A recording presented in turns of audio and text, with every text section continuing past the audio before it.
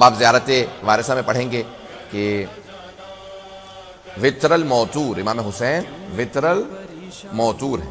وطر کہتے ہیں ایک کو، موتور جسے رکھا ہی ایسا گیا ہو۔ ایک یعنی منفرد، یعنی یونیک۔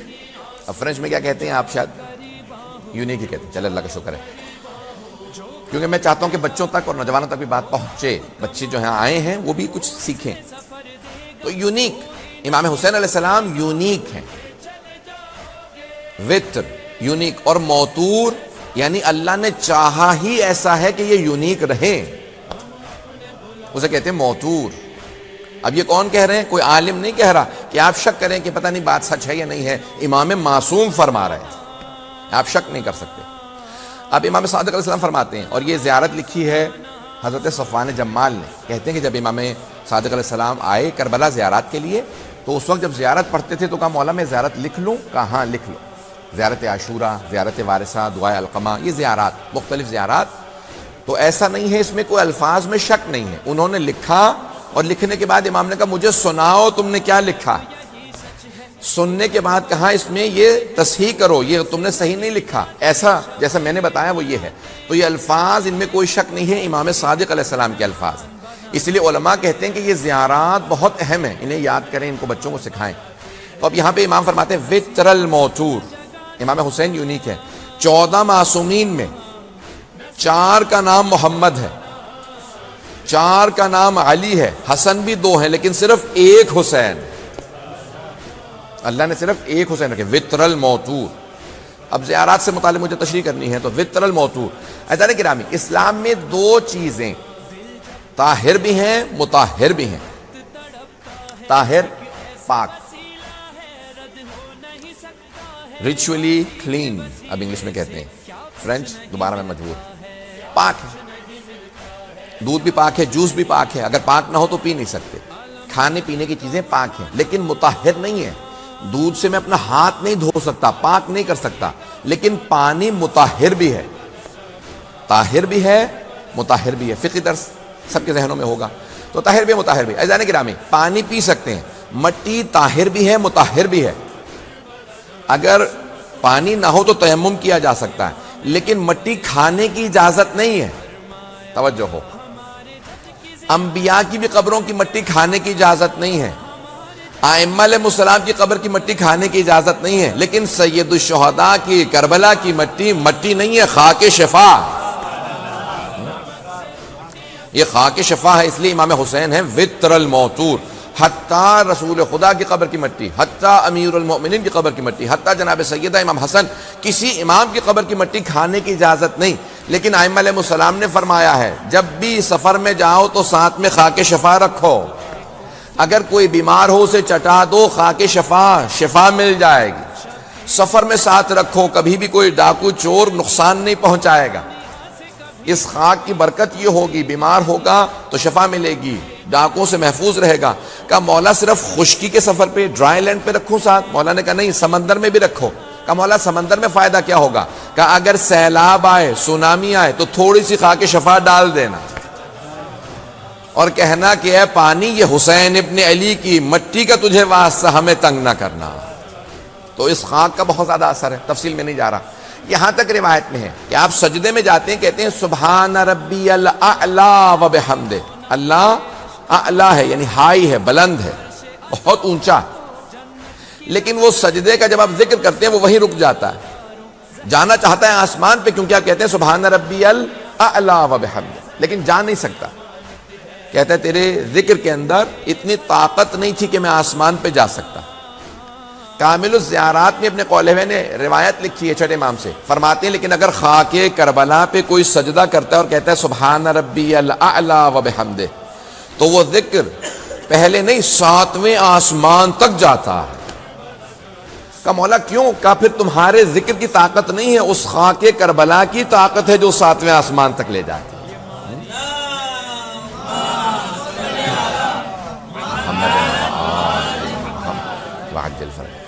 اس خاک کربلا کا اثر یہ ہے کہ وہ 7ویں آسمان تک ذکر جاتا ہے۔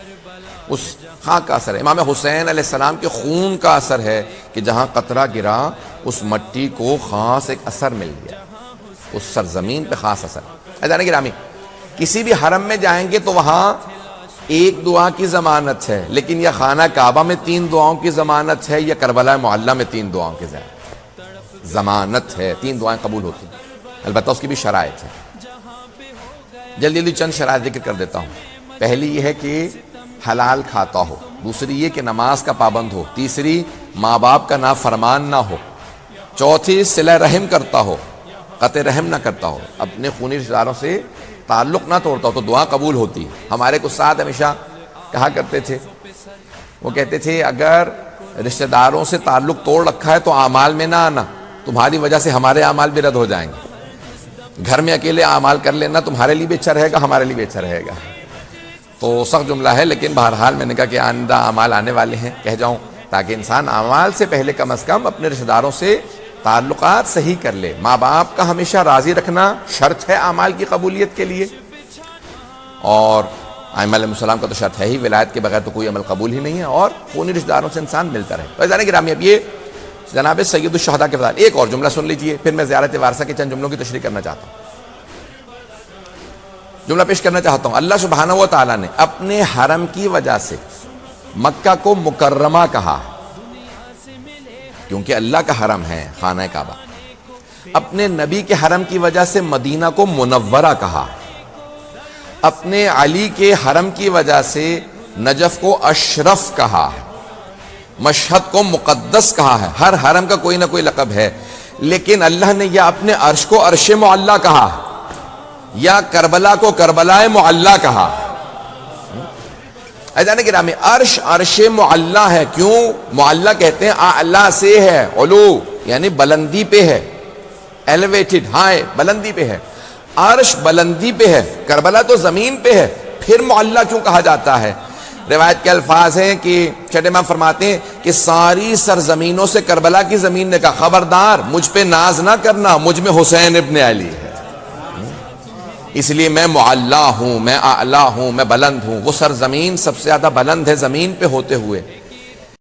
میں سفر دے گا کوئی نہیں روکے گا، اڑ کے چلے جاؤ گے ایسا سکھ پاؤ گے، ہم اپنے بھلاؤ گے، ہم اپنے بھلاؤ گے، دلوں کا درد بتانا،